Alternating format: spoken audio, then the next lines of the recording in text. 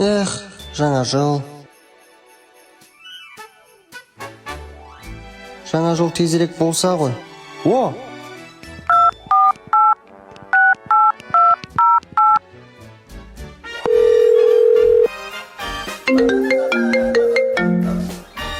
Привет, Бен! Сәлем, Сара! Біз биыл жаңа жылды қайда тойлаймыз? В областном дворце культуры Кокшетау! Ал ол қашан болады? С 21 по 30 декабря! Онда кім болады? Аязата, Акшакар, Дракоша и эльфы! Ал жылан ше? Конечно будет! Это ведь символ наступающего года! Керемет!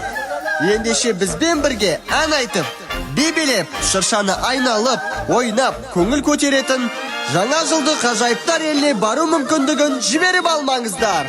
Келіңіздер, көріңіздер!